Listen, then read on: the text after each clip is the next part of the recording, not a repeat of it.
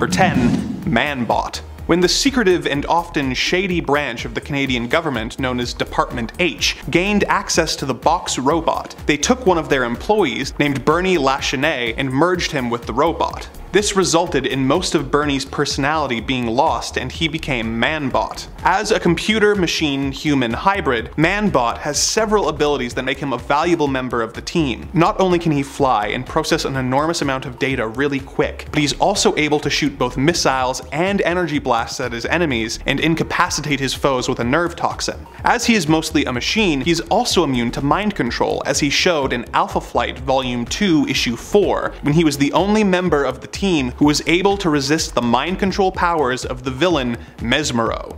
Number 9. Yukon Jack. When Walter Lankowski, aka Sasquatch, was forced to assemble a new Alpha Flight team when the original squad was kidnapped by aliens, he approached the heir to the throne of a secret civilization in the village of Kemteron. Yuko Tujak Zurgi Mozo Ara showed no interest in leaving his home, but Walter bribed the chief to drug his son and allow him to take him to the outside world so he could become more worldly. Nicknamed Yukon Jack, he joined the newly formed team, and using his considerable combat skills, in addition to his powers, which allow him to telekinetically control the bone pieces covering his body, he is also able to survive in sub-zero temperatures and can cast light from his hands. Number 8. Radius. Jared Corbo is a mutant who was raised with his half-brother Adrian in the East Ontario town of Orlu at an orphanage called Hull House, or as the orphans nicknamed it, Hell House. Unbeknownst to most of the residents, Hull House was actually being operated by Department H as a way to find and recruit members for their various superhero teams, sometimes waiting until the orphans were of age, and sometimes having them adopted by the department so they could participate while underage. Which sounds bad, but when you think about it, is pretty much exactly what Professor X is doing. Jared's mutant powers allow him to create a force field which he is incapable of shutting off. While this protected him from harm, it also meant that he could not touch or be touched by others, and was unable to effectively shower and couldn't eat without wearing a special eating filter which converted the food to a form that could get through the field, allowing Jared to get the necessary nutrients he needed to survive. Jared can also extend the field in order to use it offensively, by either crushing things in a move he calls the Nutcracker Special, or by creating powerful ranged attacks. Number 7. Wind Shear. Colin Ashworth is a mutant with the power to transform air into hard air. He transforms this hardened air into various shapes which he can use for both attack and defense when in battle. He has used this ability to create concussive blasts which he uses to attack his enemies and to fly. He has also used this hard air to create shields and battering rams, as well as hard air bullets and needles that he launches at his foes. While all of this is useful, his most devastating attack is his ability to alter the gases in a person's body, causing their blood to become as thick as glue. Although he started as an employee of the villainous Roxxon Corporation, he eventually became disillusioned with the violent acts they were forcing him to perform and quit so that he could join Alpha Flight. When Alpha Flight disbanded, Wind Shear retired to England, where he began selling sculptures and trinkets that he created with his powers. He eventually became bored with this simple life and adopted the new superhero persona of Chinook. Number 6. Centennial. Ruby Princeton III was in a coma for 15 years until Sasquatch, while trying to find members for his new Alpha Flight team, noticed his unique biorhythmic signature and revived him. At some point in the years he was in a coma, Rudy had developed superpowers. Although the 96-year-old originally wanted no part of the superhero lifestyle, he soon found that with his new powers, living a normal life would be quite dull, and joined the team, becoming the Centennial. As a retired police officer, Rudy has acquired a wealth of experience in combat, which perfectly complements his superhuman strength and speed, invulnerability, flight, and heat vision. Basically, he's a geriatric Superman. Number 5. Wire. Wire's true identity is still unknown, but what we do know is that he started out as a genetically enhanced assassin with enhanced strength, speed, agility, and reflexes, as well as the ability to launch and control tendrils of inorganic fiber from his body. This, combined with his incredible fighting skills, weapons knowledge, and claws, made him a dangerous person to have as an enemy. He was hired to create create a group of superhuman killers for the secret empire, but he eventually felt remorseful for his actions and began hunting down the creatures he helped create. This brought him into conflict with Alpha Flight, as one of these creatures, Wildchild, was operating as a member of the team called Weapon Omega. They eventually came to an uneasy truce, and Wire joined the team for a time, although tensions between him and his teammates always remained high. Number 4.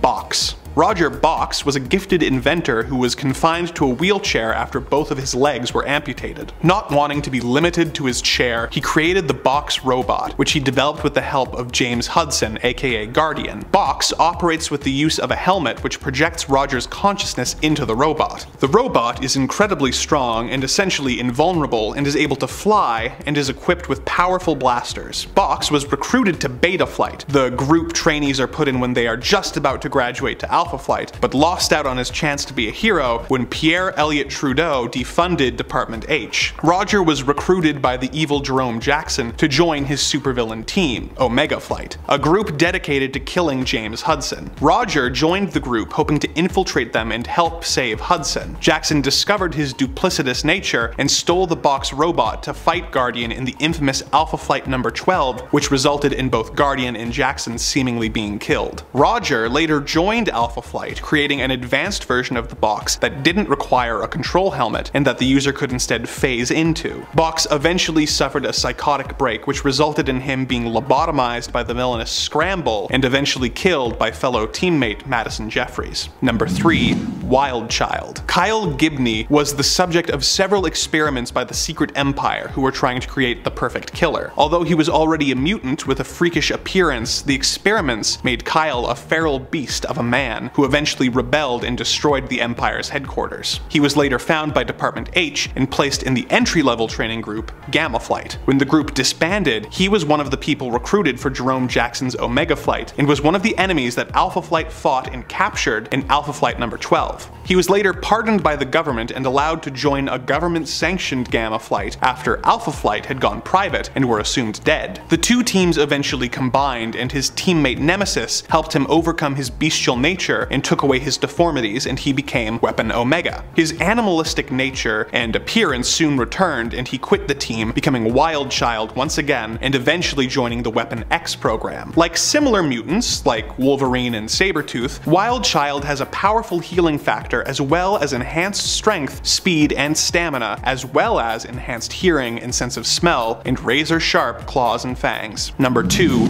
Persuasion. When the evil Purple Man, Zebediah Kilgrave, fell in love with a woman named Melanie, he used his mind control powers to make Melanie fall in love with him, and they spent the next few months together. When Kilgrave released her from his control, she did what many Americans only threaten to do when they lose an election, and moved to Canada. She gave birth to Kilgrave's daughter, Kara, who seemed like a normal girl with a normal complexion. When she was a teenager, however, her skin turned purple, and she began producing the pheromones that allowed her to control people. Like her father, Kara can force people to do whatever she wants due to the pheromones that she is secreting. Rather than become a supervillain, she chose to use these powers for good, being recruited to Beta Squad before eventually graduating to the main team. She was briefly coerced into villainy when the evil Master of the World brainwashed her and made her join his evil team, Alpha Strike. After this brief stint, she eventually joined the New Thunderbolts. Number 1. Vindicator. When she was first introduced in X-Men number 139, Heather Hudson seemed like little more than Guardian's supportive wife, but the more we learned about her in subsequent appearances, the more integral to the team she became. When James Hudson was working for Amcam Oil on his geological exploration suit, Heather McNeil was working as his boss, Jerome Jackson's secretary. She was smitten with James, and when he learned that his suit was going to be sold as a weapon and quit, she resigned too, being impressed with his strong morals. It was her idea to approach Department H for help, which led to the creation of Alpha Flight. When the team was defunded, it was Heather that brought them back together to battle the evil Tundra. She continued on in a support role before her husband was seemingly killed. In order to carry on his legacy, she was given a similar battlesuit and became the new leader of the team, Vindicator. From humble beginnings, she has managed to become one of Canada's greatest heroes. In Alpha Flight Volume 2, she was given a new suit which gave her the added ability to control volcanic and seismic activity. Number 10. Northstar and Aurora. Look at me, cheating right out the gate. 48. Northstar and Aurora are mutant twins who have the same powers, which is why they are listed together. Jean-Marie and Jean-Paul Barbier were separated early in life when their parents died in a car accident. Jean-Paul ended up in foster homes before eventually becoming an Olympic skier, while Jean-Marie ended up at a strict Catholic girls' boarding school, which was so traumatic that she ended up developing dissociative identity disorder, creating an alternate personality known as Aurora. Each twin possesses super speed as well as the ability to fly. Because some readers are likely more familiar with Northstar due to his time on the X-Men, away from his sister, they may be surprised to learn that when the twins link hands, they produce an intensely bright light that can be used to blind their enemies, making them even more powerful as a pair. Number 9. Sasquatch. Walter Lankowski was a brilliant and athletic student at Penn State on a football scholarship when he struck up a friendship with a fellow student named Bruce Banner. The two went their separate ways, but Banner inspired a fascination with gamma radiation in Walter. Walter became a player for the Green Bay Packers before retiring to finish his graduate studies at MIT. Fascinated by the Hulk, Walter decided to conduct a similar, though more controlled, gamma experiment on himself. This transformed him into the incredibly strong creature known as Sasquatch. Although at first glance he seems to simply be a knockoff of Hulk, due to the help of his teammate Snowbird, Walter is able to keep the beast at bay and retain his genius intellect, when in his Sasquatch form, something the Hulk is only occasionally capable of in the comics. This makes him more than a blunt instrument, often helping the team just as much as a genius scientist. Number 8. Thunder. This one's a bit of a journey, so stick with me. In World War II, Lewis Sadler became Major Maple Leaf, who was the Canadian equivalent to Captain America. He had limited invulnerability as well as super strength, which made him a true force to be reckoned with on the battlefield. Many years later, his son, Lewis Sadler Jr., would take on the Major Maple Leaf mantle. When the original Alpha Flight team was kidnapped by a group of aliens, Sasquatch recruited the new Major Maple Leaf to join a new version of the team in an effort to mount a rescue mission. It was assumed that he had the same powers as his father, as well as power blasts and the ability to fly, but it turned out that the new Major didn't actually have any powers. Not that he would ever admit it. No, it turned out that the one with powers was actually his magical horse, Thunder. Thunder the Super Equine has all the aforementioned powers as well as extremely high intelligence for a horse. So like the equivalent intelligence of a normal person. He can also communicate basic messages to the Major through meaningful gazes. Thunder is pretty chill about Major Maple Leaf stealing his, well, thunder, and remained Sadler's faithful steed for the duration of the character's run. Number 7. Snowbird. In an effort to save the Earth from the mystical great beasts, the Inuit goddess of the Northern Lights, Nelvana, mated with a human in order to create a daughter, Naria, who came to the Earth to protect Canada from the evil great beasts. She took on the secret identity of a RCMP officer named Anne Mackenzie, and soon joined the original Alpha Flight team as Snowbird. Snowbird's most well-known ability is to transform herself into any animal found in northern Canada, taking on its mass and strength, as well as any of the animal's other abilities. Some of her transformations include polar bears, owls, and whales. She can also turn into mystical Canadian creatures, giving her the power to become the dangerous and incredibly powerful Wendigo. Beyond these more well-known powers, she also possesses super strength in her human form, as well as post-cognition, which is the ability to see events that have transpired in the past at a given location. In Snowbird's case, she can see up to 6 hours in the past. Although this weakness no longer applies, Snowbird used to grow weak and sick if she was taken outside of Canada's borders. Number 6. Talisman. Elizabeth Two Young Men is the estranged daughter of Shaman, who reluctantly joined Alpha Flight and began working with her father. She eventually reached into the Shaman's mystical pouch and found the Coronet of Enchantment, transforming Elizabeth into Talisman. Although she cannot remove the tiara without suffering excruciating pain, it grants her the ability to cast several impressive spells. Some of these spells give her the abilities of levitation, teleportation, and matter manipulation, just to name a few. Although her father can ask spirits spirits to act on his behalf. The coronet also gives Talisman the power to make spirits do what she wants. Number 5. Madison Jeffries. Another mutant member of Alpha Flight, Madison Jeffries served in the Vietnam War as a mechanic before returning home to Canada. He has the ability to alter and restructure inorganic materials with his mind. He uses this to create weapons and machines that help him in battle. When he returned home, he began suffering from post-traumatic stress disorder, which caused him to lose control of his powers and take over a small town. Wolverine was sent in to deal with the situation and helped Jeffries before he was recruited into the Alpha Flight training program, Gamma Flight. He eventually joined the main team, even having a relationship with Vindicator while her husband Guardian was presumed dead. Jeffries' powers extend beyond simply being able to control machines. He can actually phase his body and consciousness into machines, which he used on several occasions to merge with the box mech suit to heighten his strength in combat. Number 4. Guardian. The leader of Alpha Flight, James McDonald Hudson, was a scientist working for the Amcam Oil Company to develop an exosuit to make oil exploration more efficient. When he discovered that Amcam was planning to sell the suit to the Americans to use as a weapon, he destroyed the prototype and went to work for the Canadian government, developing his super suit and going through various different hero names before settling on Guardian. His power suit acts as a powerful armor while providing him with force field protection. The armor also gives him the ability to fly and shoot concussive electromagnetic beams. Although he does not have super strength, he can use a graviton beam to lift heavy objects. He can also be propelled westward at the same speed as the rotation of the Earth, making him appear to teleport. When he was presumed dead, his wife Heather wore a similar suit, taking on the name Vindicator, leading the team in his absence. It was later revealed that Guardian had been rescued by the alien race, the Quarillan, who saved his life. They mistakenly thought the suit was part of him and turned him into a cyborg, making all of the suit's powers a part of him.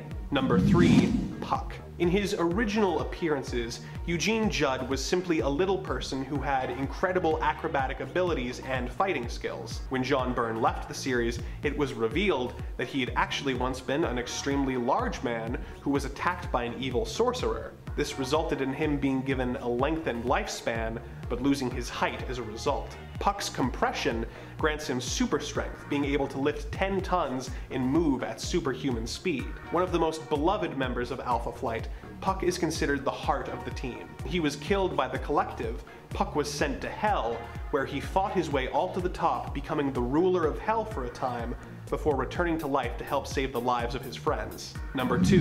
Marina. Marina was found as an egg by the Smallwood family in Newfoundland, who raised the young alien as their own before she was recruited to train with Gamma Flight, eventually graduating to Alpha Flight in their first issue. She soon left the team to pursue a relationship with Namor the Submariner, who she eventually married. As an amphibian, Marina is able to thrive both above and below the water, being able to swim at a top speed of 51 knots. At times, her alien instincts would make her become bloodthirsty and violent, causing her hands to transform into deadly talons. Although not one of the most powerful members of the team, she eventually transformed into a Leviathan, a giant sea snake that could shoot beams from her eyes. Number 1. Shaman. Dr. Michael Two Young Men was Canada's most brilliant surgeon before losing his wife in surgery caused him to recommit his life to learning the mystic ways of his people. He eventually became Shaman, one of the original members of Alpha Flight. The source of his powers is a mystical pouch which contains anything he needs at any given time to perform his spells. He has been shown to be able to control plants as well as fire and the weather. He can also convene with spirits and animals,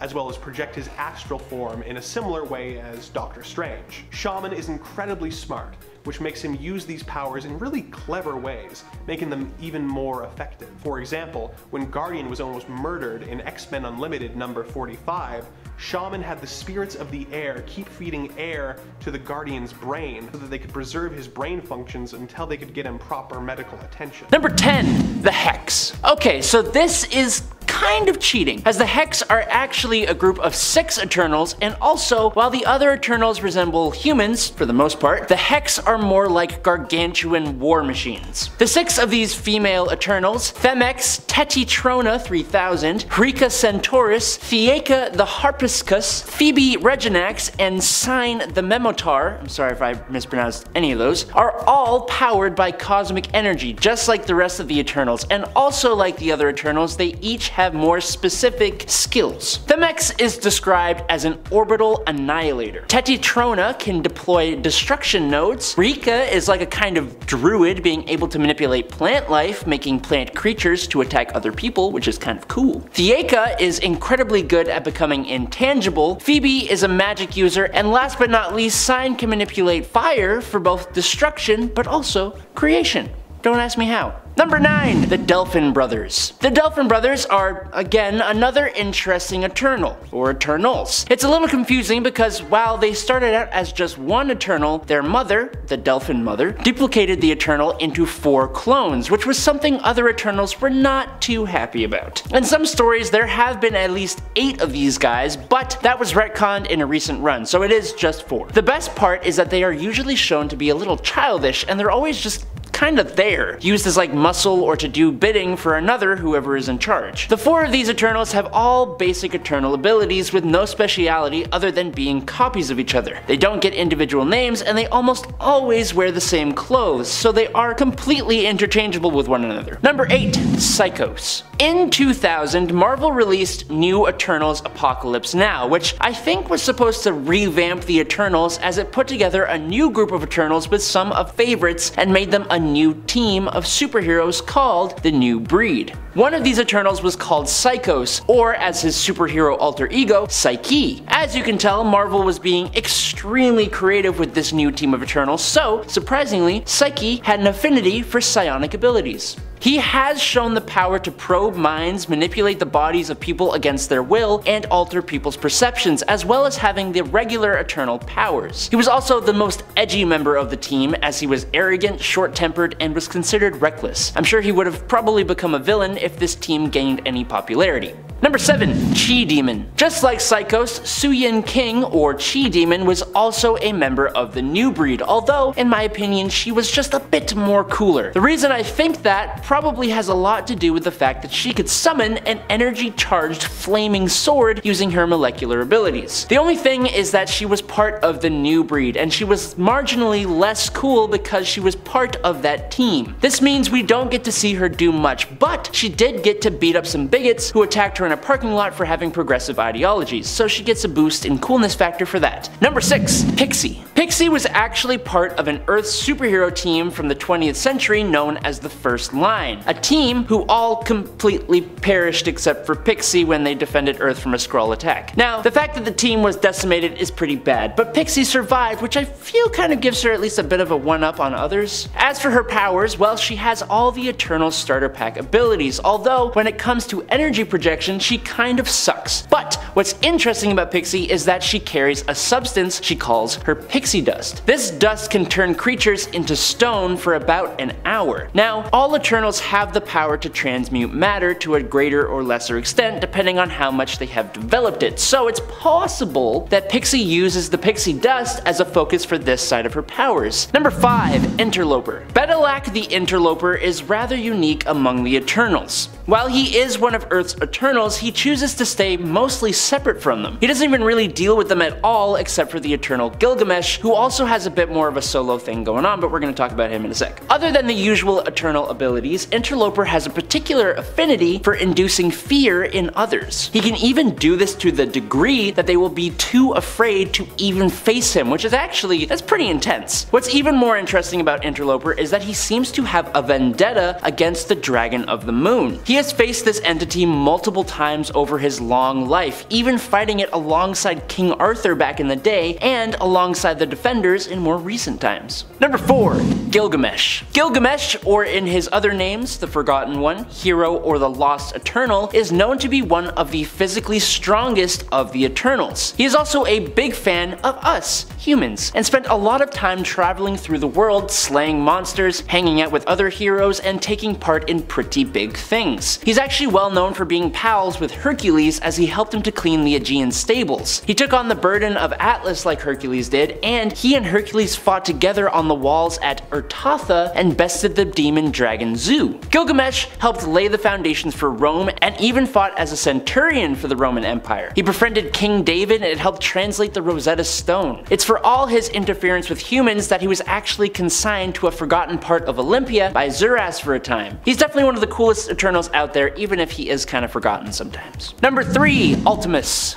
Okay, so just like the Earth has Eternals, so do a lot of other planets. One of those planets would be Hala, the homeworld of the Kree, resulting in the Kree Eternals and the Kree Deviants. One of the most well-known of the Kree Eternals would be Ard Khan, or Ultimus. He, along with the rest of the Kree Eternals, took to space and went exploring, which brought them to Earth. But unlike the rest of his race, Ard Khan stayed here for about a millennia before being imprisoned by a deviant. When this guy first showed up in Thor issue 209, he was able to incapacitate Thor for about 2 hours with a single punch. So right off the bat, he's really strong. And going toe to toe with Thor shows us he has pretty much all the abilities Eternals have, like energy manipulation and being immune to any kind of aging. But Ultimus could also manipulate radioactive energy as well as using it to heal and strengthen himself as well as alter his size. He was also immune to the telepathic attacks of Star Fox, so he has that. Number 2, Vulcan. When Zuras became the Eternal leader, he ordered the construction of Olympia, the Eternals' capital city, but there were also 2 other cities built as well, Oceania in the Pacific and Polaria in Siberia. Vulcan was a polar Eternal, and these Eternals were a bit more of a brutish group than compared to the Olympia Eternals who were all fancy schmancy. But this group of Eternals also spawned some of the strongest ones, including Icarus, Ajax, and Druig, who was the son of Vulcan. Vulcan's power should be evident from that fact alone, but his presence scared a group of scuffling Eternals, including Icarus and the Dophin Brothers. He could fire energy from his eyes like Icarus, but also lightning bolt energy blasts from his hands. He could fly at the speed of sound, and he even had the telepathic ability to delete memories, even from Asgardians. But Vulcan's real strength probably lays in his mind. He was an incredibly gifted military strategist as well as a really good architect. He was always said to be exceedingly intelligent, but he apparently lacked creativity, which probably led to his demise when Thanos became the Prime Eternal. Number 1,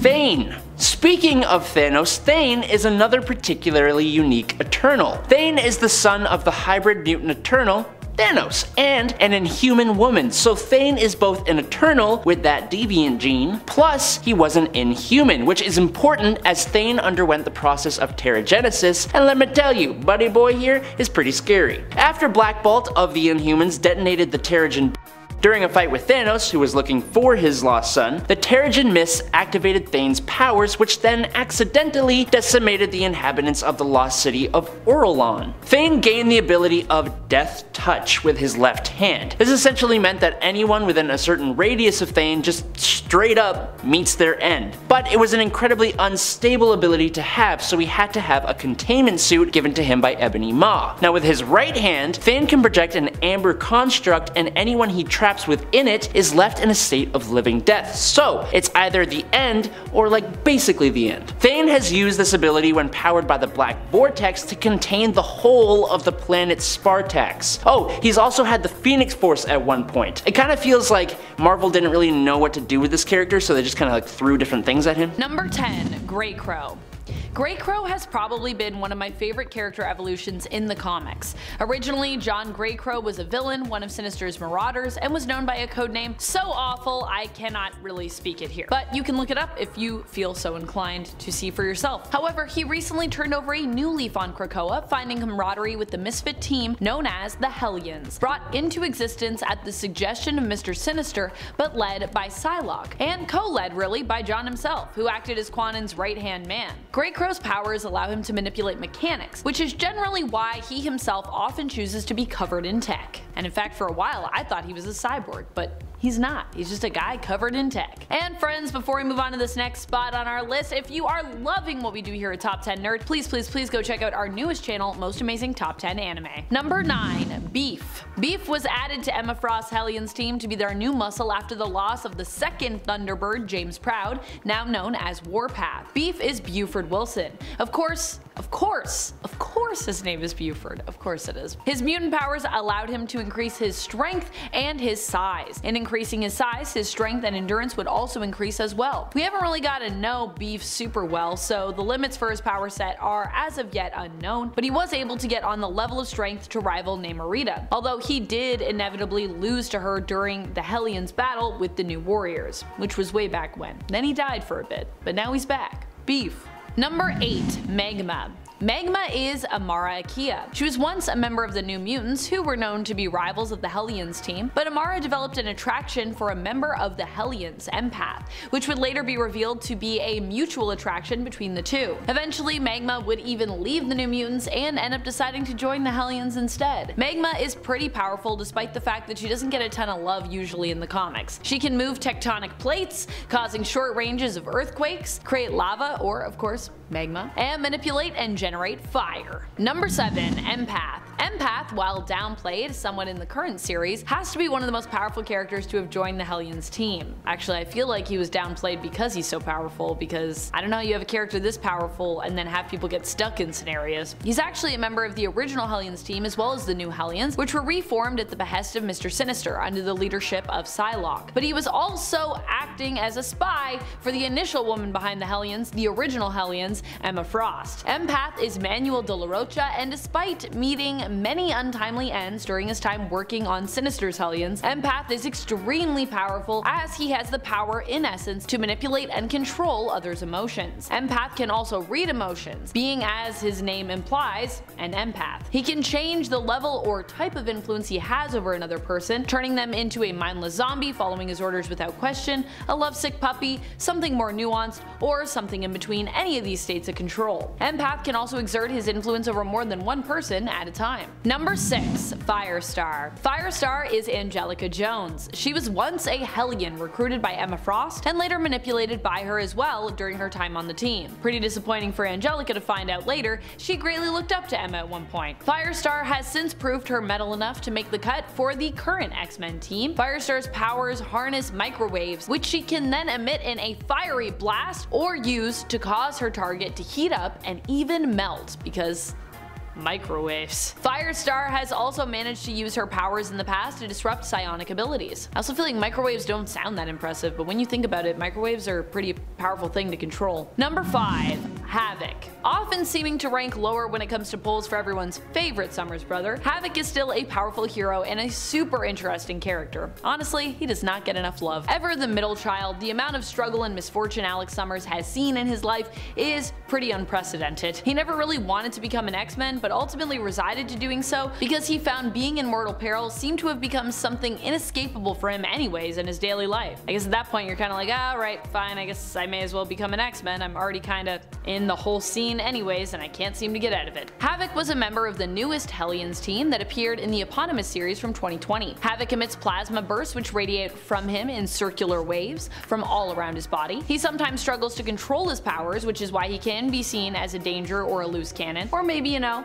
not everybody's favorite because he's not as predictable. His plasma bursts come from cosmic energies that he can draw on and is pretty much always passively absorbing. Number 4. Quanin, aka Psylock, as she is simply known now. The only reason I'm ranking Psylock a little lower on this list is because many of us do know how powerful she is, but there are some out there who may be less inclined to be a fan of Psylock now due to the fact that she's 100% physically and mentally Quanin, with zero trace of Betsy Braddock attached to the character anymore. I personally am super here for this change. Let Betsy do her own thing and let Quanin keep the mantle of Psylock. I think that makes sense, especially after everything she's been through. It seems fair, and it's not even really all she's due as a character in my opinion, because Quanin, yeah, she got pretty messed up really for a while there. There's a lot more that she's owed as I see it. Psylock was the leader of the newest Hellions team who were brought together by Mr. Sinister, and now she's over on the Marauders, but she's still kicking butt over there. Number 3. Mr. Sinister. While Mr. Sinister is an amazing weirdo of a character that I simply think many people,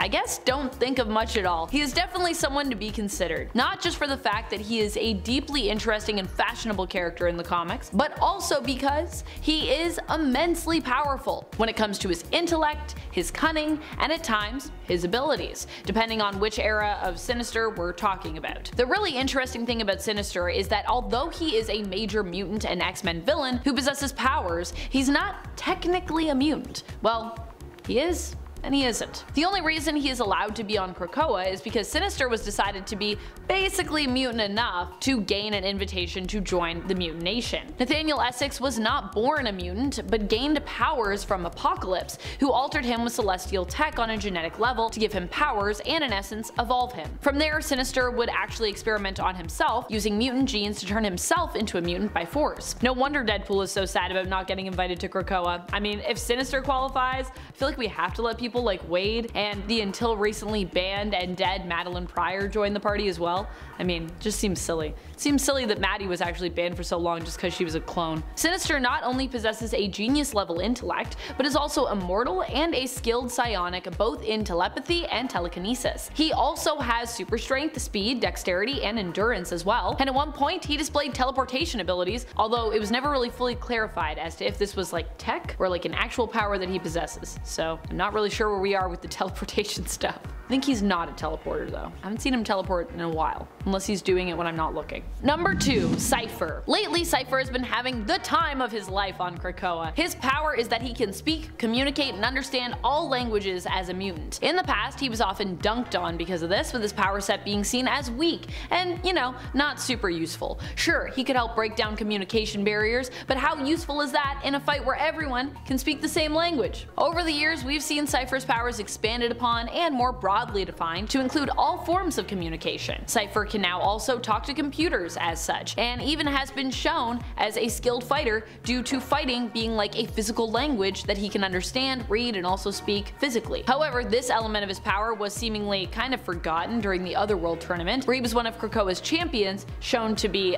struggling a bit. He actually needed some help from Magic, and Magic was like, oh boy, oh Doug, you're struggling. On Krakoa, he's the only one who can communicate with the island nation, which also makes him extremely valuable and powerful. Number 1. Orphan Maker. Orphan Maker's full name has never been revealed, and I don't think we've ever gotten a face reveal of this character either, at least not as far as I can remember. We simply know his first name, Peter. He is a mutant who typically walks hand in hand with Nanny, who acts as his caretaker and sometimes his wrangler. While having the mental state of a child despite being seemingly a fully grown man, Orphan Maker has been shown to be pretty powerful when it comes to his fighting capability. To this day, we don't know his true mutant power, but it has been alluded to that his powers are great. In fact, that is apparently why he wears a suit, to contain his powers, and why after being resurrected on Krakoa, his X gene was not activated. It's been said that his powers are like earth-shattering. That's how powerful he is. Number 10. Lash. When fans of the Inhumans think of power, they usually think of Lash. However, not everyone out there is a hardcore Inhumans fan, which is why he's going to make our cut today. Casual fans of the Inhumans might not be as familiar with this character, who made his first appearance in Inhuman issue number 1 in 2014.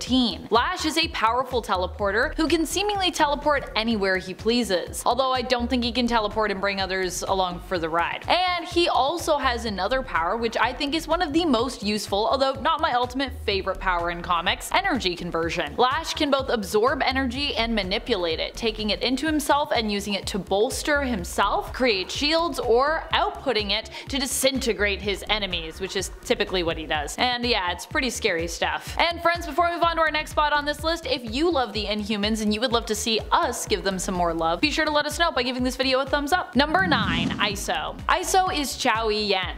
Her power is super cool and also reminds me of another favorite Marvel character of my own, Invisible Woman. Similar to how Invisible Woman can use her force field abilities to sort of crush those in her way, ISO can control the air pressure around her, using it to crush whatever or whoever might be in her way. She can also manipulate liquid pressures, even using her powers to manipulate one's blood pressure, which is pretty powerful stuff. Blood pressure, you could really mess someone up with that. Or maybe even help someone, you know? You have high blood pressure, you could hang out with ISO and she'd be like, don't worry, I'll just lower that for you, no problem. Number 8. Ulysses. Ulysses Kane is a precognitive Inhuman, born with the ability to absorb data from around himself and using his precognitive senses to basically analyze it with his own special predictive algorithm, which then gives him visions in the forms of dreams to show him what is likely to happen in the real world. Over time, Ulysses was able to use his power to focus on specific individuals or events, drawing them into his dreams and seeing what the future might hold for them or for those specific things coming up. Because of this coveted power set, he became the main point of conjecture in Civil War II. Here, Captain Marvel's Carol Danvers and Iron Man's Tony Stark fought over whether or not to trust in Ulysses' visions and powers and act on his predictions, in essence punishing people for crimes they had not yet committed in order to prevent tragedies from coming about, or waiting till said crimes had been committed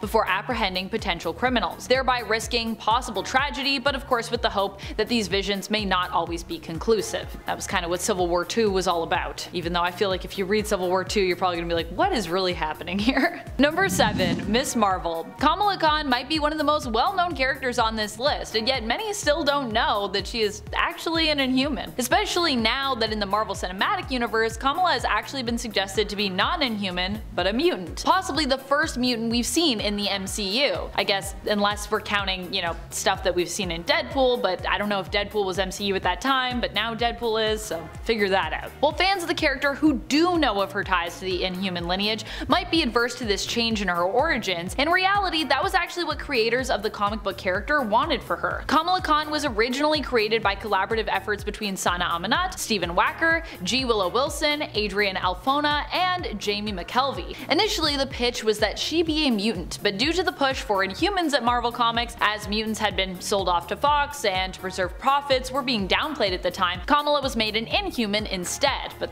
that wasn't really what they wanted for her to begin with. She gained her body morphing powers after being exposed to Terrigen Mists while out at night in Jersey City. Whole thing that happened.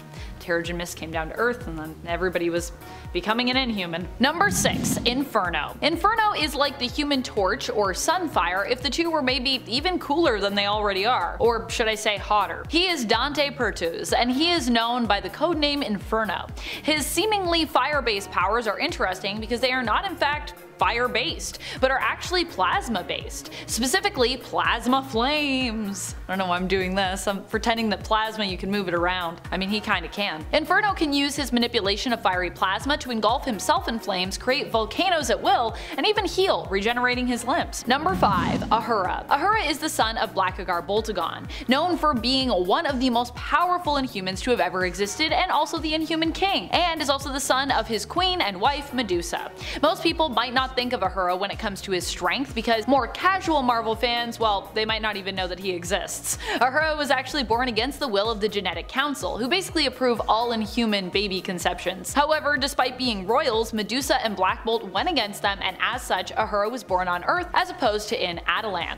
Ahura's powers have changed a bunch over the years, with him at times being more powerful and less powerful. Initially, he had powers similar to his father, being born with his own quasi-sonic scream, made possible by Ahura's ability to harness ambient particles and electrons with his speech center as well, presumably. These powers were inherent and existed without Ahura being exposed to the Terrigen Mists, which is pretty wild for Inhumans. After he was exposed though, his powers changed into his evil eye powers, which were more psionic in nature and similar to his uncle Maximus's power set. Currently, Ahura's powers allow him to split his soul. A future version of himself once used this power set to create a whole army made up entirely of pieces of his own soul, so like made up entirely of himself or himselves. This power set seems to be more focused in the sub-psionic category of the astral area. Astral area of psionics. Astral plane. I always want to say the astral plane, but his powers don't only exist on the astral plane, they're just kind of like astral in nature. Number 4. Quake. Quake is kind of a confusing character, but let me try to explain. Initially, when it came to her, we knew her as a superpowered agent of S.H.I.E.L.D. In fact, she's actually been an agent of S.H.I.E.L.D. since she was like a teenager. Where her powers came from was a bit of a mystery. All we knew to begin with was she definitely wasn't a mutant. When this was suggested, she actually denied having a mutant status, but didn't offer an explanation for where her powers originated, causing fans to speculate on whether they were acquired from a freak accident, inherited in some way genetically, or actually based in secret tech that she used. Eventually, it was revealed that Daisy Johnson's seismic powers were likely Inhuman in origin, with her mother having possessed Inhuman genes that were passed on to Daisy, which is also kind of how Daisy is like such a badass. Like she's a really good fighter and really fit because also Inhuman. However, the interesting thing is she never even underwent Terrigenesis to activate said genes. Instead, it was apparently her father's experiments on himself that caused her Inhuman human genes to be active at birth. How would humans work? But I guess for Daisy, that's how it works, apparently. Breaking all the rules. Number 3, Reader. Reader is a reality manipulator, initially belonging to the lore tribe of Inhumans. He was kind of short-lived as a character and not many people know about him, but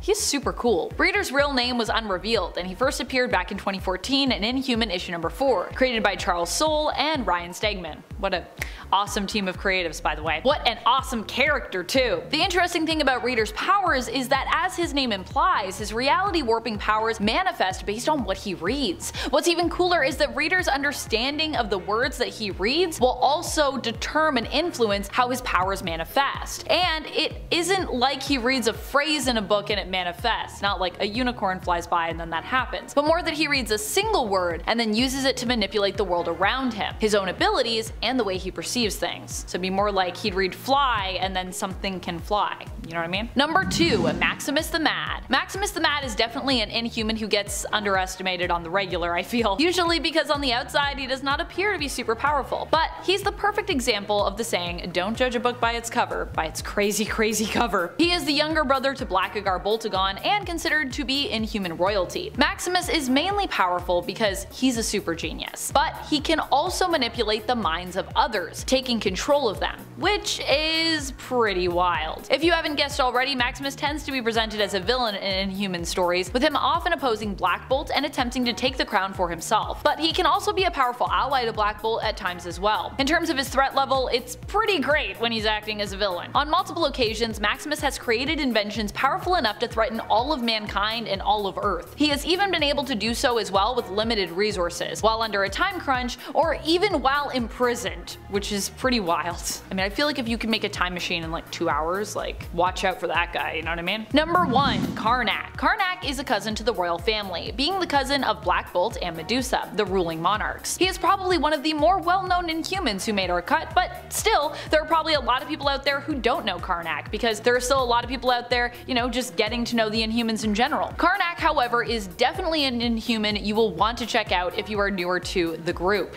He is a badass and has powers similar to Daisy Johnson's in regards to them both getting physical and fighting prowess, or an edge to that at least, from their Inhuman metabolism. Karnak also has complete control over his body and mind, and can sense weakness in anything he desires to sense weakness in, including his opponents and even concepts and ideologies, which I think is super powerful. Like, if you could just, someone's like, I think we should do this idea, and you're like, well, that's gonna be a huge problem, and I just know that because that's my thing. Number 10, X-Statix. X-Statix was a team created to be a replacement for the original X-Force after they seemingly sacrificed themselves. The team was founded by Spike Freeman, who wanted to have a public mutant team backed by the government.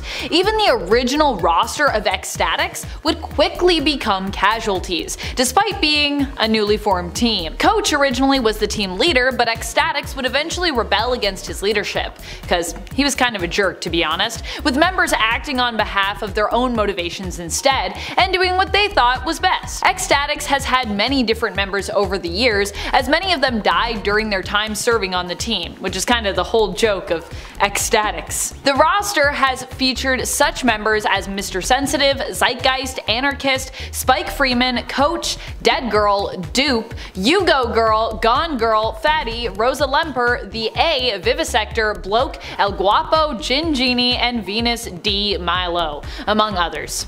Because like I said, a lot of them don't last very long. Number 9, Gamma Core. The Gamma Core are heroes and villains who have suffered gamma radiation that mutated their DNA. They were assembled to destroy the Hulk, armed with military weapons and trained by General John Riker, who also for a time acted as their leader in this mission. In fact, they were made to believe that the whole reason that they were DNA mutated was kind of because of the Hulk, so that's why they were all united against the Hulk at that time. During the events of World War Hulk, they would actually side with the Hulk though, and decide to pursue and hunt the members of the Illuminati, after learning that their individual predicaments were actually not the fault of the Hulk really at all. The members of the team were all quite specific to the Gamma Core and featured Grey, Griffin, Mess, Mr. Gideon, and Prodigy, but not mutant David Elaine Prodigy. This Prodigy was instead Timothy Wilkerson, who initially believed that he was artificially aged and mutated mutated thanks to the leader's DNA. But that was not true. And friends, before we move on to the next spot, if you are loving this list and you want more lists where I talk about obscure Marvel teams that, you know, deserve a little bit of praise and maybe are stronger than you think they are, be sure to hit that like button and comment below to let us know what other teams you'd like to see on a list like this. Number 8. Nasty Boys. The Nasty Boys have to be one of my favorite lesser known villain groups of all time. So you know, I cannot pass up an opportunity to mention how awesome and how powerful they are. The Nasty Boys were Mr. Sinister's group of henchmen following his Marauders group. The field leader for the team is Ruckus, whose mutant power allows him to absorb sound around him and use his vocal cords to project it back out as a powerful concussive sound-based blast. Initially, the Nasty Boys were used in a plot to kill the Scarlet Witch, and later on in a plot to kill Malice. Their roster has included such members as One Man Team, Multiple Man, Hairbag, Ramrod, Gorgeous George, and of course Slab. Number 7. Power Pack. The Power Pack is a team who many see as being less powerful or strong because, well, they started out as kids. But we've seen from looking into the future the potential for this team and its members when it comes to their power levels. And just because it's a younger team, it doesn't mean that they don't deserve your respect and don't deserve to be hyped, especially since they were created in part by one of the Marvel greats, Louise Simonson. The Power Pack first appeared in their own series in Power Pack issue number 1 in 1984 and were created by Simonson, June Brigman, and Bob Vychek.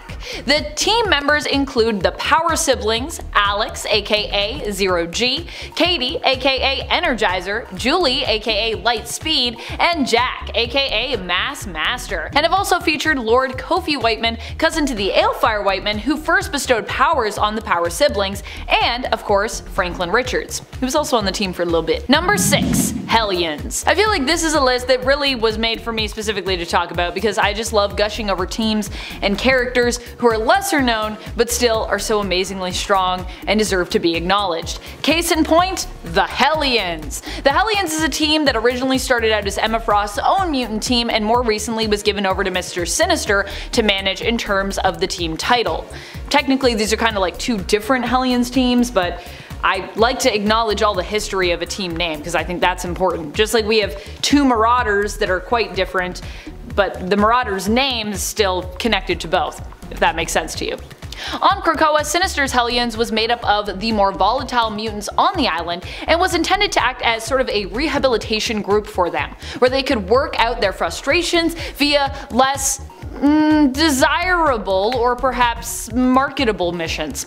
The most recent roster included Psylock aka Quanon, Nanny, Orphan Maker, Grey Crow, Empath, Wildchild, and Havoc. And honestly, I miss them so much. Please bring the Hellions back.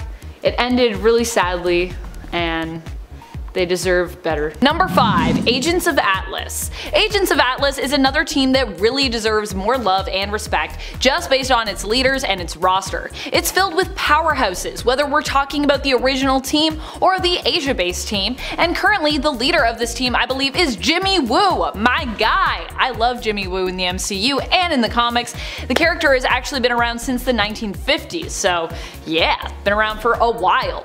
Members for Agents of Atlas have included Shang-Chi, Miss Marvel, Namora, Venus, Uranian, who was once known as Marvel Boy, Arrow, Io, Giant Man, White Fox, Swordmaster, and Silk. Number 4. Gamma Flight. You might know Alpha Flight, but do you know Gamma Flight? Gamma Flight is the Alpha Flight space program team. This team formed due to the disappearance of the Hulk, aka Bruce Banner. Gamma Flight was initially called together by Avenger and Alpha Flight commander at the time, Captain Marvel, aka Carol Danvers, to act as a task force to help locate Bruce Banner, aka the Hulk. And locate him they did, also being pulled through to the below place after a Brian Banner possessed absorbing man absorbed enough gamma radiation to open up a green door during the time period of Immortal Hulk. Gamma Flight's roster has included such members as Walter Langowski, at one point known as Sasquatch, Puck, Absorbing Man, Titania, Dr. McGowan, Rick Jones, and Doc Sasquatch. Number 3. Exterminators. Another secret powerhouse team that is one of my all-time favorites, and which I don't think we give enough love to on this channel, is the Exterminators. This team was primarily made up of young mutants who were saved by the earlier incarnation of the X-Factor team, back when that was a government-funded team and was kind kinda like the X-Men, the old X-Men reformed again. Standout members for Exterminators throughout the years have included Rusty Collins, aka Fire Fist, made popular by his very different but memorable appearance and adaptation in the Deadpool film franchise, Cable, Boom Boom, Richter, Whiz Kid, Lila Cheney, Cannonball, and of course, in the more recent team roster, Cora of the Burning Heart from Morocco, who was also so cool. The Exterminators first appeared in the 80s in their own self-titled series. Number 2. The Sisterhood. One of my favorite lesser known but immensely powerful teams in the Marvel Universe is the Sisterhood, also known as the Sisterhood of Mutants. Part of the reason why they're referred to as just the Sisterhood though, is that technically not all of their members are mutants, so don't be confused by the name. However, all of their members have been women who are or have generally been acknowledged as supervillains, though not all of them even are supervillains, so yeah. The team was founded and led originally by Madeline Pryor. Throughout the years, members have included Lady Deathstrike, Celine Gallio aka the Black Queen, Typhoid Mary, Lady Mastermind, the other female mastermind named Martinique, Psylock, Quanon, Spiral, Enchantress, and Brightco. Number 1. God Squad. The God Squad is about as powerful as they sound, but still they remain one of the lesser known teams in the Marvel Universe. I was kinda hoping we'd get like a God Squad reference in Thor Love and Thunder, but sadly, no God Squad. Maybe that was one of the things that got cut, who knows. The team was originally assembled by the Council of Godheads and first came together during the events of Secret Invasion. The team first formed in the Incredible Hercules issue 117 in 2008. The original roster included Adam the Demogorge, Snowbird, the Eternal Ajax, and Amatsu Mikaboshi, later known as the Chaos King. The roster would go on to include such impressive members as Silver Surfer, Galactus, Circe, also of the Eternals, Thor, Amadeus Cho, and of course, Hercules himself. Number 10.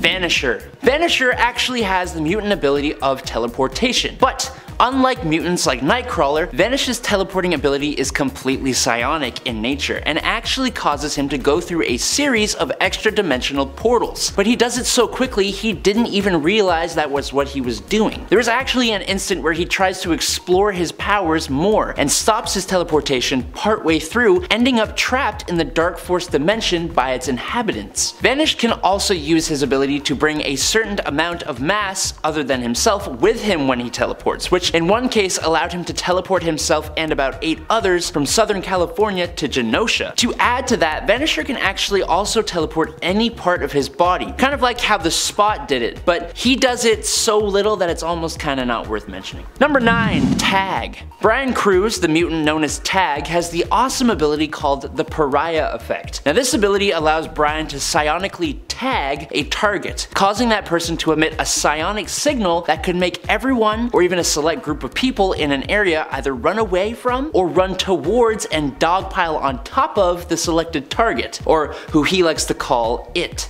The distance of this game of tag was about 100 feet, and everyone affected by the ability, excluding the one tagged, was fully aware of what they were doing while not being able to control their own actions. It's such an interesting ability, and it's fun as well because he can also tag a target with the effect of having that person run away from themselves, so they would just be uncontrollably running until he cancelled the effect. He was part of the group called the Helians until he lost his power on M-Day and passed away in a missile attack shortly afterwards. But luckily, Tag was resurrected on Krakoa, and hopefully we will get to see him use his abilities again at some point. Number 8. Hijack. Marvel's mutant David Bond actually has absolutely nothing to do with British 007s. Instead, David is the mutant known as Hijack with the technopathic ability to assume control over vehicles. It's kind of so oddly specific, and it makes me wonder if the ability works for things like bicycles or like scooters or something. This power gives me more questions than answers, to be perfectly honest. Look, he's controlled buses to ram into Sentinels, and he's even been able to control an entire SHIELD helicarrier, and even a fleet of them at one point, which is definitely no small feat of its own. His abilities have even allowed David to control technological suits of armor, but curiously he couldn't control Sentinels. Now, while his power could be used in quite a lot of different ways, David wasn't always the most useful of characters, so we didn't get a whole ton of him to analyze. Number 7. Manifold. Originally, Manifold was thought to be a teleporter, but his powers are much more than just teleportation. Eden actually has the ability to communicate with the universe and kind of ask it for certain things, and in turn the universe would change change and mold to do what he wanted. So for teleportation, for example, he's actually kind of creating the Einstein-Rosen bridge and folding space to allow himself, or whatever he wants, to be teleported from wherever he is to wherever he wants. It's the same thing when he creates portals. He's used the ability to fold space around him to make him appear invisible, and he can even fold space around beings and things, like when he teleported a bit of the sun's plasma to his hand and folded space around it so it wouldn't be able to hurt him, which is a crazy thought. Even though this ability only works in his native reality, it seems like potentially an incredibly powerful ability. Number 6. La Bandera. First appearing in Wolverine Volume 2 number 19 in the December of 1989, La Bandera is said to be the daughter of a supporter of Fidel Castro, and her mutant ability is basically to be an awesome leader, which in turn apparently powers her secondary mutation. So her first mutation is as an empath, able to influence the emotions of others, which she mainly used to inspire people to fight against oppression, and then in turn the amount of followers she had would power her energy projection powers, which she would channel through her staff. So if she has no followers, then there's no energy projection. But if she's using her empath abilities properly, then she should always have followers, right? She began fighting dealers, who she followed to the South American country of Tierra Verde, which at that point was ruled by a harsh and corrupt dictator. She teamed up with Wolverine to fight the dictator, but unfortunately she passed away at the hands of Zeitgeist in 1995 and hasn't really been talked about since, like, at all. Number 5. Blindfold. It's interesting that Blindfold wears a blindfold, as she was born with no eyes or eye sockets for her to blind with a fold. But don't think being unable to see is some kind of handicap. Blindfold is wildly powerful. Blindfold's powers are psychically based and are strongest in telepathy and wielding astral energy, which she can make solid to do a number of things, including creating armor, weapons, force fields, and energy blasts, and using it to cast her astral projections into the physical world. Using her telepathy, sometimes in conjunction with the astral plane and its energies, Ruth is capable of astral travel, psychometry, precognition, retrocognition, clairvoyance, psychic possession, mental influence, and she even has some chaos manipulation. She also has a degree of telepathic resistance, meaning telepaths can't read her mind, but they can still possibly attack it and possess it and all that fun stuff. And in at number 4 is Destiny. After talking about Ruth, it seems like a logical shift to talk about her possible great-grandmother, Irene Adler. Irene Adler, otherwise known as Destiny as a mutant, has a long history going all the way back to the 19th century, and she was even in a relationship with Mystique all the way back when. While she has her eyes, unlike Blindfold, Irene is indeed physically blind. But it's okay, as she could still see the future. That's because Destiny has the mutant power of precognition, able to mentally scan the probability spectrum of alternate futures, and by concentrating, she could focus on only the most probable alternate futures. She could scan the alternate futures that existed from 1 second away up until those that existed 15 minutes away, but she could be 97% accurate if her predictions were 10 seconds away or less, allowing her to basically see what she was doing even though she couldn't see what she was doing. Number 3. Exodus. This character is one a lot of you may actually know is pretty powerful, as he does have a seat on the Krakoan Quiet Council and is insanely capable. Exodus actually began as Grand Duke Benet du Paris in the 12th century as a nobleman hailing from the medieval France. He was sent to fight in the Crusades in the Holy Lands, and on his journey out there, that's when his mutant powers awoke. And he even gained further enhancements from the mutant apocalypse, becoming one of his champions before being entombed until the modern era when Magneto awoke him and teamed up with him. He is one of the most powerful mutants alive. He is an Omega level psionic, using the abilities of telepathy, telekinesis, teleportation, and empathy. His level of telekinesis is so fine-tuned that he can even use it to manipulate things on the molecular and subatomic scales, allowing him to disassemble or reassemble complex devices, explosively even, and he's even been able to do this gaining control over electrons in an atom. He can create force fields, concussive blasts, electromagnetic blasts, and fly at speeds of around Mach 2. But he further uses his telekinesis to enhance his strength, speed, and reflexes to an impressive degree, as well as using his abilities to heal himself and others, resurrecting and fixing the atoms that make up our bodies. And that's all alongside his other abilities, including enhanced durability, longevity, healing factor, and a psionic vampirism. Number 2. Cosmar. When Tashi Rapina first showed up in 2020, her mutant powers caused a little bit of a problem. Tashi has Wanaric reality warping, essentially meaning her dreams branch out and affect the reality around her, trapping her and whoever is around in the dreams. Now, people trapped in there can be physically or telepathically affected by these abilities. So, for example, when she was having a nightmare, some guards discovered her and were turned into monsters by her abilities, but it only added to the fuel of her nightmare, making things a lot more worse. Her abilities can also show others their dreams or fears. It took Wildside using their abilities to make Tashi's nightmares into a pleasant dream to free those who had been trapped inside. It's a bonkers power, and its emergence affected her physically too, which led her on a mission to try and find a way to look more human again. But her ability is definitely one of the more unique ones I've seen, with those who become trapped in her dreams being connected in one neural network with Tashi and used as a power source. Number 1. Danny Moonstar. Okay, a bunch of you guys mentioned Danny Moonstar in the comments of the last part, as there was a mutant that had a similar shtick.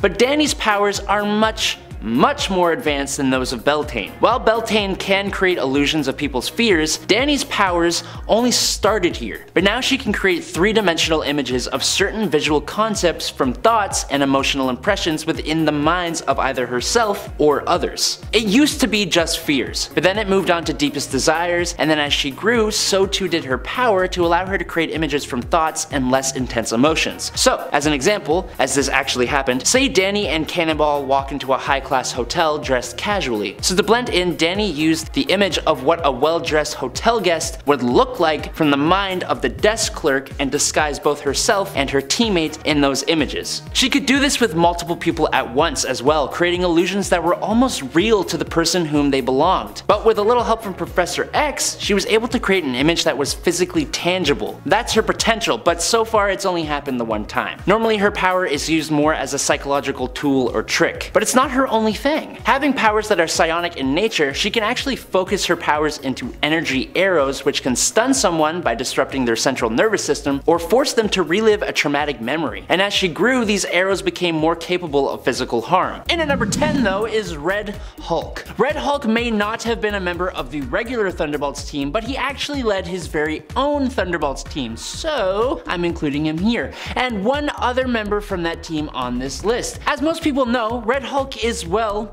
a Hulk, meaning he has insane levels of super strength and durability that has allowed him to do things like overpowering and killing the Abomination with ease, punching out the Watcher, taking down an Elder of the Universe, and defeating an Odin Force-powered Thor in a one-on-one fight, though it should be noted that Thor was unprepared for him at the time. But what some might not know is his other two abilities. Red Hulk constantly gives off gamma radiation, which increases the angrier he gets, even sometimes making him appear to be on fire. And if he gets too angry, he can even explode in gamma fire. But Ross can also absorb energy, mostly gamma, but he apparently has a real taste for cosmic power. He has also absorbed and taken the Silver Surfer's power cosmic, flying away on his surfboard.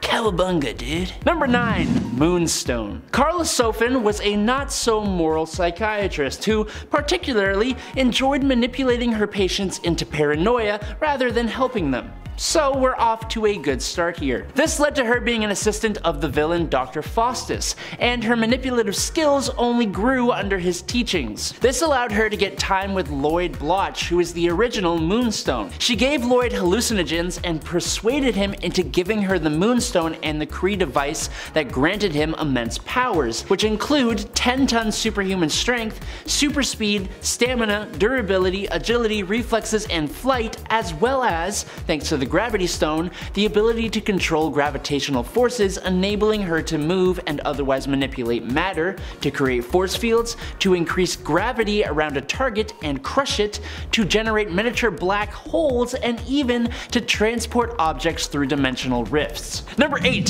Songbird. Melissa Gold, who goes by the superhero alias Songbird, is a human mutate with vocal cord based sound abilities that were later replaced by a set of vocal cord implants and an external harness thanks to Roxxon. Now this allowed her to do a whole bunch of really cool science fiction-y things like generating powerful sonic blasts, sonic force fields, influencing others with high-pitched sonic vibrations, and she can even create solid objects from sound, including battering rams, pincers, projectiles, giant hands, platforms, and wings that she can use to fly at supersonic speeds. The process that granted her these crazy powers also happened to give her super strength, capable of lifting 2 tons, and of course, she has the other basics like durability, stamina, reflexes, agility, and speed. What do you think of this? Kinda nuts. And at number 7 is America Chavez. While I feel as though a lot of people do really like America Chavez, I feel like a lot of people are not fully aware of her powers and just how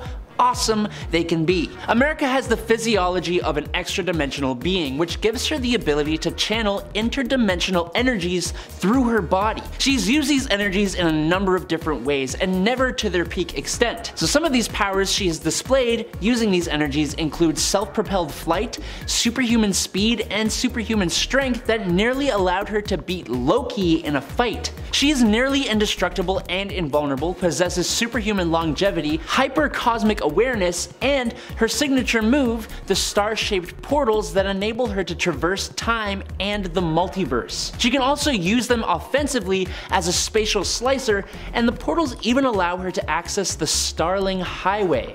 She's truly a powerhouse. Number 6, Persuasion. Persuasion is Kara Kilgrave, the daughter of Zebediah Kilgrave, otherwise known as the Purple Man. Similar to her father, Persuasion earns that name with the ability to release pheromones that can place people into an extremely susceptible state that puts them at Kara's every command. The difference between her and her father, though, is that when Kara is persuading someone and using her abilities, they also turn the same shade of purple as her, which means it would be very hard for her to use her abilities with any form of subtlety. Her abilities also don't work on symbiotes or their current hosts, so there's that as well. Sorry girl, you are cool, but your dad, he's kinda cooler. Whoops. Number 5, Penance / Speedball. Once Robert Baldwin, also known as Speedball, discovered his powers were still working after the Stanford incident, his powers evolved and he ordered a new, very metal-looking suit with 612 internal spikes that constantly caused him pain for the 612 lives that were lost in Stamford, Connecticut. He joined the new Thunderbolts team with his ability to create a kinetic field of unknown energy around himself, which absorbed all kinetic energy directed against him. With his kinetic field, it was nearly impossible for him to be hurt, and he instead bounced around harmlessly from object to object with no loss or transference of momentum. But as penance, with this new cool suit, Robbie's powers evolved, allowing him to absorb energy from his surroundings such as kinetic activity, electricity, and the radiation signatures of other super beings, which was then harnessed as kinetic release, causing explosive force to radiate from his body, firing lance beams of pure force from his hands, or even allowing him to fly. Penance initially required physical pain in order to activate these powers, hence the spikes and the name. And his bubble field powers appeared to be gone, but Doc Samson later showed Robbie that his powers were actually affected by his mindset, and he could reactivate his speedball powers with relaxed, positive thinking. Number 4, Atlas. On a delivery to South America, American soldier and mercenary Eric Jostin was mutated by Ahura the Enchantress using Baron Zemo's ionic ray, infusing him with ionic energy. He took on a few different names as a villain, including Powerman, Smuggler, and Goliath, after using Pym particles to further enhance himself, but trying to become a hero, he joined the Thunderbolts and took on the name Atlas. But enough backstory. What powers did this ionic energy give Eric? Well, he can channel the energy into strength capable of lifting 30 tons, but thanks to the Pym particles, he can grow in size, increasing his strength to an almost immeasurable amount. He has limitless stamina, invulnerability, and increased perception and reflexes. But the interesting part of Atlas comes when he is in his energy form. In this form, Atlas is capable of adaptive possession, which he did with his old lover Dallas, self-propelled flight, energy manipulation and phasing, self-sustenance and immortality, as well as pan-dimensional phasing and the creation of breaches that act as doorways between the 616 universe and the microverse. Number 3. Lady Deathstrike. Yuriko Oyama is the daughter of Kenji Oyama, who eventually becomes Lord Darkwind and develops a way to use adamantium to enhance individuals, which was stolen by William Stryker. Yuriko did not like her father that much, and with the help of Daredevil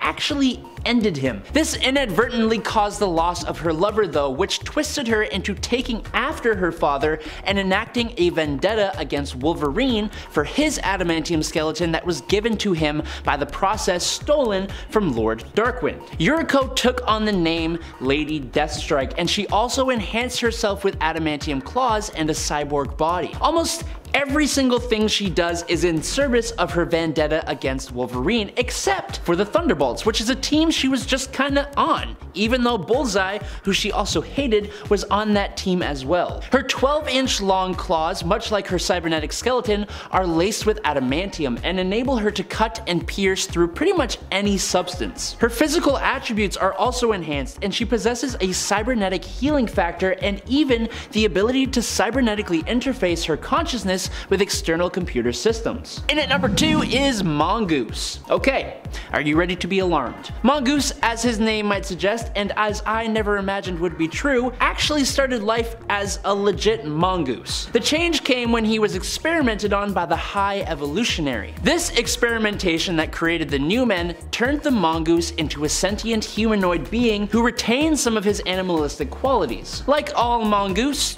or mongoose, no, it's mongoose.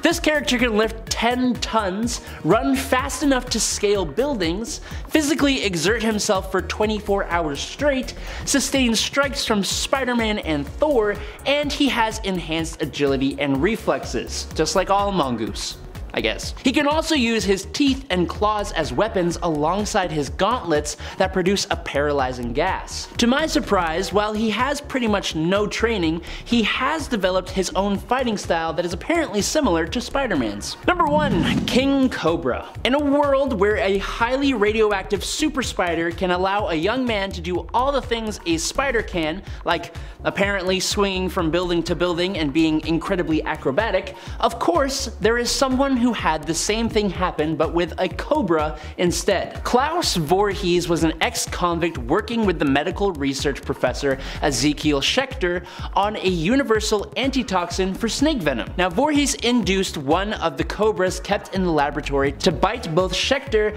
and himself, planning to use the universal antitoxin to save himself from death. But what he didn't know is that the cobra had been irradiated, so the combination of the radioactive venom and the experimental antitoxin gave Voorhees cobra-like powers, which is apparently elasticity for some reason. All of the bones in his body, including his skull, are malleable, and his muscles are also extremely resilient, making his body and bones basically impossible to break. He can control every muscle in his body to slither at around 50 miles per hour without his arms or his legs, able to slither into and out of very tight and small spaces down to about 4 inches in diameter. Also, by using his flexibility to wrap himself around a victim's body and then exerting his full strength, the cobra traps that victim within his cobra grip, which is exceedingly difficult to escape.